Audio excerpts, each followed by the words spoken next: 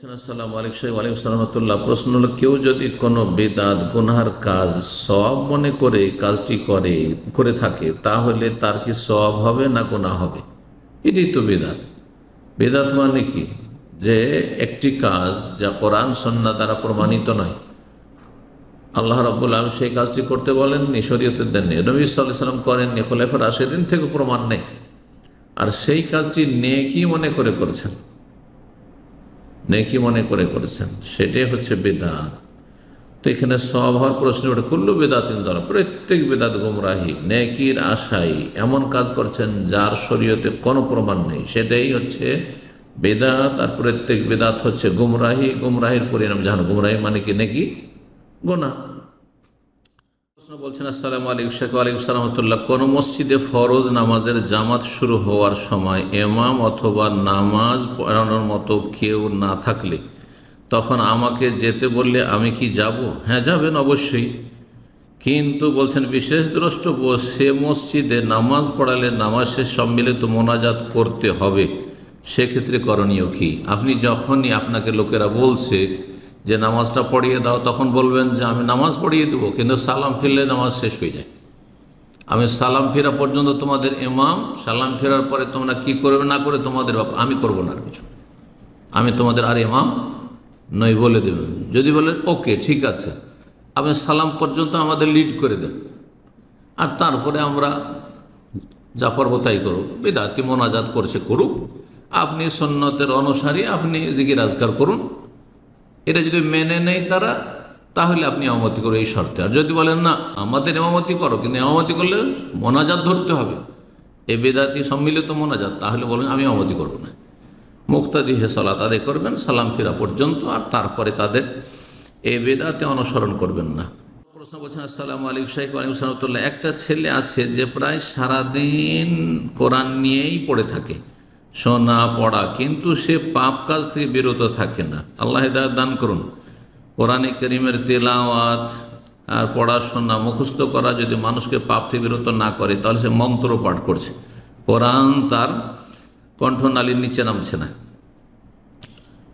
এটা খারিজদের লক্ষণ, নবী সাল্লাল্লাহু আলাইহি ওয়াসাল্লাম বলছেন। জি, ইয়াকরাউনাল কোরআন লা ইউজাউযু হানাজিরাহুম, তারা কোরআন এত বেশি তেলাওয়াত করবে, এত জঙ্গিরা, খারেজিরা, কিন্তু তাদের হলকের নিচে নামবে না। জি, তো এমনটা না হয়।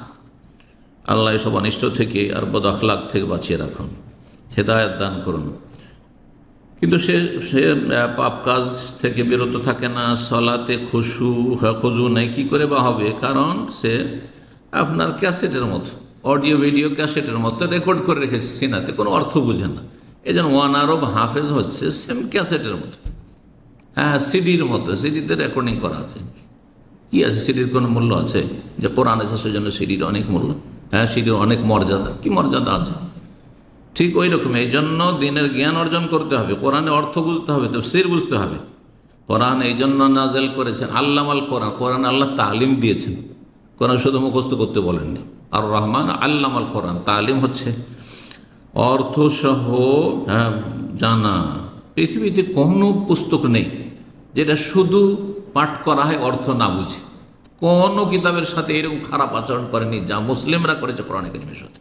বিশেষ করে অনারব মুসলিম, এমনকি অনেক আরব কোরআন বোঝে না, মাতৃভাষায় কথা বলে কোরআন বোঝে না। আল্লাহ হিদায়াত দান করুন। না বুঝে পড়া কিতাব একমাত্র কোরআনে কারীম, এটি ভালো আচরণ নয় কোরআনে কারীমের সাথে।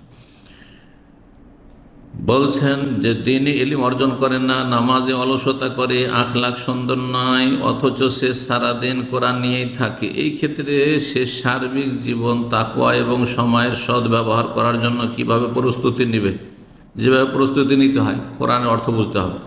এইরকম হাফেজ না বানিয়ে আর বারবার করে দর না করে মাদ্রাসায় ভর্তি করে তাকে আলেম বানান, তার জন্য আপনার কি নাসিহাত থাকবে? কোরআনের অর্থ বোঝার নাসিহাত থাকবে। হ্যাঁ, কিতাবুন আনজালনাহু ইলাইকা মুবারাক, এমন কিতাব হে নবী তোমার উদ্দেশ্যে নাজিল করেছি যেটি হচ্ছে বরকতময়, সব বরকত আর বরকত।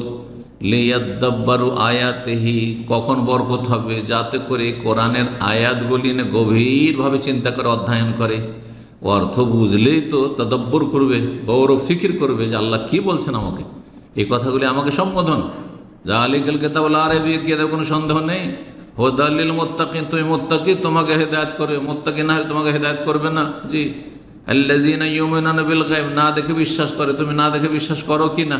ওয়া ইয়াকিমুস সালাতা, সালাত কায়েম করে, সালাত সোজা করে কায়েম করা। সালাত কায়েমের যে বিভিন্ন দিকগুলি রয়েছে আমার একটি আলোচনায় রয়েছে, তো তাও বুঝে না পড়বেন তাহলে না ফায়দা হবে। ওই ইয়াকিমুনাস সালাতা মিম্মা রাযাকনাহুম, যা রিজিক দেওয়া হয়েছে তাতে খরচ করে, একটা পয়সা খরচ করে না কৃপণ, কারণ বুঝে না কোরআন বা আমল করে না, ধর্ম ব্যবসা বানিয়েছে, শুধু ওয়াজ করে বেড়ায় আর নিজে আমল করে না। যেমন এক শ্রেণীর মিলাদির আছে, নিজের বাড়িতে মিলাদ করে না। বক্তা আছে, নিজে কোনোদিন দান খেরাত করে না, নিজে কোনোদিন মাহফিলের জন্য চাঁদা দেয় না, শুধু মাহফিল থেকে চাঁদাই হাসিল করে, টাকাই হাসিল করে। জি, এমনটা হইলে হবে না। আল্লাহ রাব্বুল সবাইকে আমল করার জন্য নির্দেশ দিয়েছেন, সবাইকে তার ইবাদত বন্দেগীর জন্য সৃষ্টি করেছেন। জি, বলছেন যে বিশেষ করে এলেম অর্জনে তার প্রচুর অনীহা। মাইয়ুরিদিল্লাহু বিহি খায়রান ইউফাক্কিহু, আল্লাহ যার সাথে ভালাই চাইবেন, কল্যাণ চাইবেন, তাকে দিনের জ্ঞান দেবেন। বলেন যে তাকে কোরআন হাফেজ বানাবেন, তাকে দিনের ফিকহ দেবেন, বুঝ দেবেন, দিন বুঝবে। যে যত বেশি দিন ইসলাম বুঝে, আল্লাহর বিধান, যে আল্লাহ এবং রসুলের যে বিধান, নবী সাল্লাল্লাহু আলাইহি ওয়াসাল্লাম যা ছেড়ে গেছেন, ওহির বিধানটা কি, যে যত বেশি বুঝবে, জানতে হবে তাকে আল্লাহ তত বেশি ভালোবেসেছে, তত বেশি তার আল্লাহ মঙ্গল চেয়েছেন, কল্যাণ চেয়েছেন। মাই ইউরিদিল্লাহু বিহি খায়রান ইউফাক্কিহু ফিদ্দীন, আল্লাহ তাদের দলে যেন আমাদের শামিল করেন। আল্লাহ ফাক্কিহনা ফিদ্দীন।